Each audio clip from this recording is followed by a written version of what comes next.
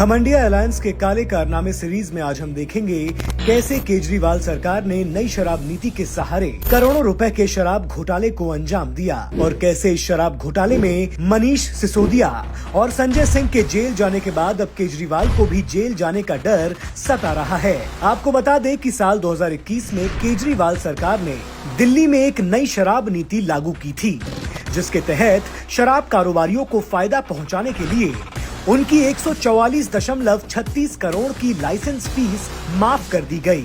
पूरी दिल्ली को 32 जोन में बांटा गया और हर जोन में 27 शराब की नई दुकानें खोल दी गई थीं। सभी शराब की दुकानों को प्राइवेट कर दिया गया, जबकि इस नीति से पहले दिल्ली में शराब की 60% दुकानें सरकारी और 40% प्राइवेट थीं। शराब की बिक्री बढ़ाने के लिए भारी डिस्काउंट दिया गया।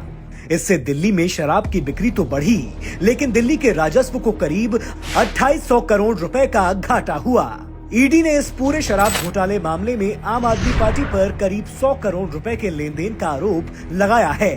दावा है कि इस पैसे को आप पार्टी ने गोवा विधानसभा चुनाव में अपने चुनाव प्रचार में खर्च किया था।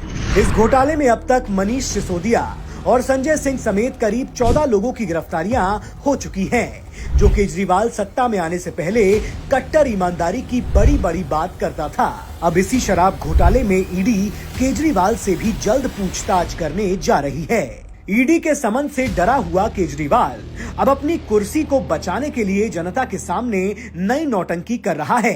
तो मुझे इस्तीफा देना चाहिए या मुझे जेल से सरकार चलानी चाहिए, इस बारे में मैं अलग अलग लोगों से सबसे चर्चा कर रहा हूं। शराब घोटाला और अब तक इसमें हुई आप पार्टी के हाई प्रोफाइल नेताओं की गिरफ्तारी बताती है कि केजरीवाल के पास दिल्ली के लिए ना तो कोई विजन है और ना ही काम करने की नीयत। इसका मकसद है तो सिर्फ जोड़ तोड़ की राजनीति करके घमंडिया अलायंस के सहारे देश की सत्ता तक पहुंचने का।